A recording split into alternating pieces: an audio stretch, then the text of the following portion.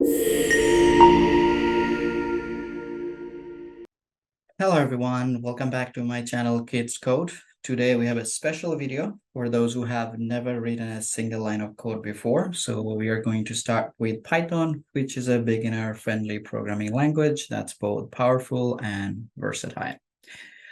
And also Python is a high-level programming language known for its readability and simplicity. So it's one of the best languages to get started to code.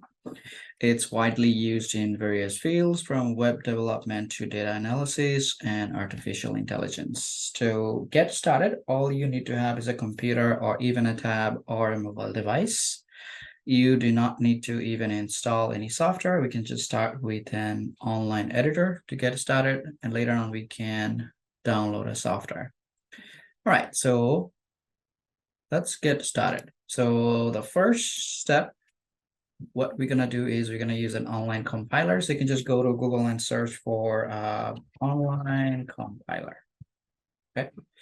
If you search it, you'll see plenty of examples available. So I'll just choose the first one, which is GDB, onlinegdb.com. So I'll just pick this one. Once you pick this one, you can see the language here is C. So you have to change the language to Python 3 because that's the latest version of Python.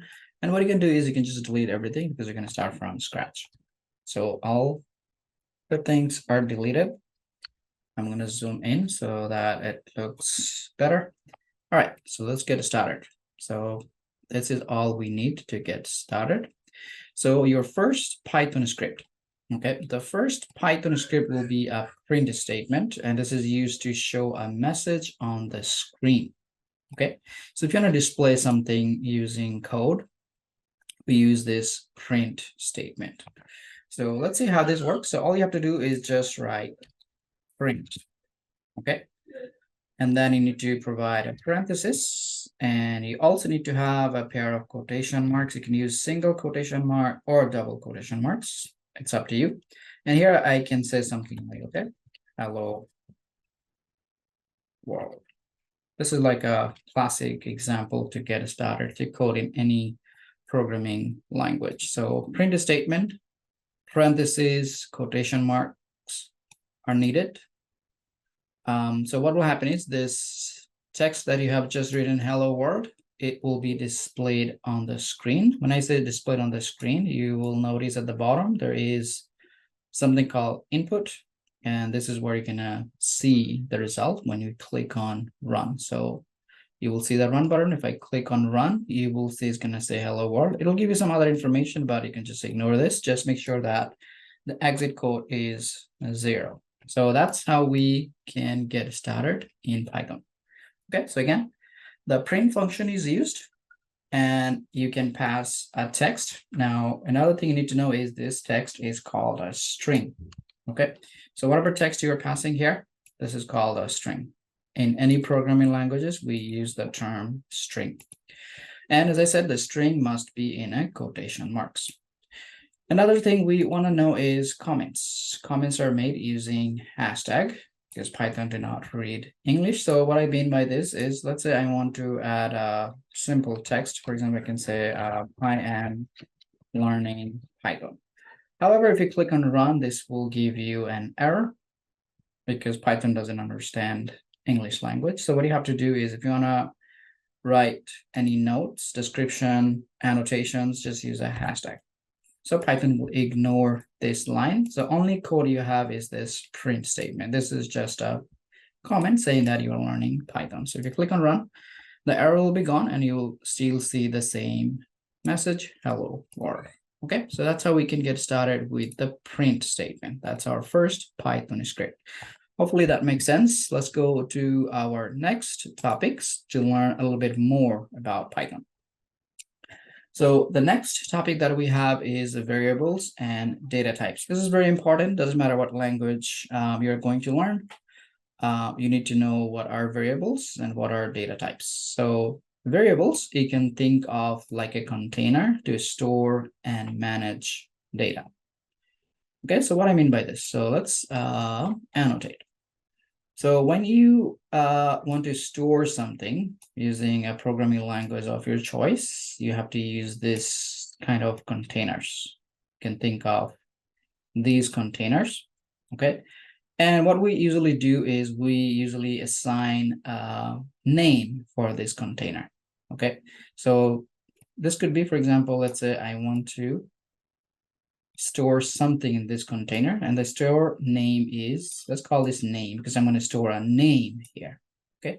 And then I have another one. I can say this, let's say age. Okay, so I want to store a name in this container, and then I want to store my age in another container. So these containers are basically called the variables, okay? So variables, a container to store and manage data. So let's look at an example. So let's go to our compiler and let's start creating a variable. So again, let me write the definition. So a variable is like a container which is used to store a value. Okay, so you can think of this. Now the variable name, let's call this name. Okay, so what we want to save here, let's call this Python new. So this is a name that I want to store. Be careful that if you are saving a name, it must be in a quotation mark, because again, this is a string. If you want to save a string, you must use the quotation mark. Doesn't matter if you're using that in the print statement or saving it in a variable, you must use the quotation mark. Okay, so that's how we can create a variable. Now, how do we see what we have in that variable called name? So you can use the print function to display it.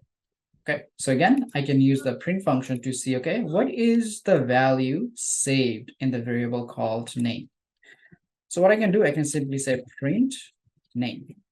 So this will show you what do you have in that variable called name. Now be careful that you do not need to use quotation mark when you are printing a variable, because you already have a variable with the value already in a quotation mark. So you don't want to use another quotation marks. If you do, that means Python will just print the actual text name. Okay, so I'll put a text here. So do not use quotation marks when printing a variable. So do not use it. Just use the name of the variable, and make sure you have uppercase, lowercase written correctly, because that will give you another error if you don't use it correctly. So if I click on run, I should see it will print Python newbie. If I want, I can also add a string before printing the variable. For example, I'm going to say hello. Now, since hello is a string and not a variable, you have to put it in a quotation mark. And also you have to separate the string and the variable using a comma. Okay, because you can't just put them side by side, because there need a separator is needed. So that's how it works. Now if I print this, it will just show you hello, Python newbie. I also want to add a comma, so I can do this here so that it adds a comma. And let's say I'm going to also add an exclamation at the end. So you can see I need two commas because you have a string here, and then you have a variable here, and then you have another string, which is an exclamation mark. So if I click on run, this will show you this correctly. Hello, Python newbie. Okay, so this process is called concatenation, which is just combining strings and variables together. Okay, so hopefully that makes sense. Though the plus operator, we can also use a plus instead of comma.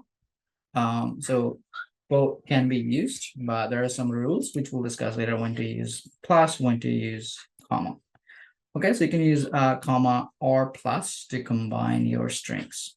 Okay. All right, so that's about variables and data types. The data type that we're using here is a string. So name variable is a string. The last thing that we want to discuss is the user input. Let me delete this text first. Cool. So let's make our script interactive. So how do we communicate with another person? So what we want to do is we will ask the user for their name and greet them personally. Okay, so let's say if you sign up for an account, online, bank, or social media, they will greet you, right? Let me say, okay, good afternoon, sir, or something, right? So you want to see how that works. So we will do this in 3 steps. So let's do this. So step number 1, ask a question using the print function. So what we will do a print statement. So I will say step number 1, ask a question. So what question you want to ask? So I'm going to simply say print. What's your name? So if I run this, this will display what's your name after it's done printing all this. So if I click on run, you will see it saying what's your name, but we cannot read the name yet because you have to use another function called input function. So just like the way you have the print function which displays something on the screen, the input function allows you to read something from the screen. Okay, so let's see how that works. So step 2, read the name and store it in a variable. So we want to read it, but we also want to store it in a variable. So let's call this variable a user name. Now notice that I used an underscore because I can't have this. I cannot have a space between the variable words. Okay, so it should be a single word, which is why I have to use the underscore. So all I have to do is just write the input function. That's it. So what this does is this will read whatever you type and save it in the variable called username. Okay, so we're done with step 2, and then we need one more step to actually see the name. Okay, so step 3 is what we can do is you can just use print. And I can say, okay, welcome. And this time I will use a plus, and I need to have a space. I'll add a space here. Welcome user name. Plus, I will use another exclamation mark here. So let's see what happens here. So you can see it's asking what's your name. So I'm going to type my name. Now your name will not be read if you don't press the enter key. So in order for the input function to work, you have to press the enter key once you're done writing your name. So press the enter key and you will see it says welcome Farouk. Okay, so that's done by the step number 3, welcome username plus exclamation. Another thing, notice that when you use plus, there is no space, but when you use comma, a space has been added automatically. So just keep that in mind. When you use a comma, you don't have to add a space. It automatically adds a space, but plus will not add a space. You have to manually add a space. Okay, so that's the introduction of Python. You just learned how input function works, how the print function works. So hopefully that makes sense. And in the next video, we will learn some other stuff. Thank you for watching, guys. I'll see you in the next video. Bye.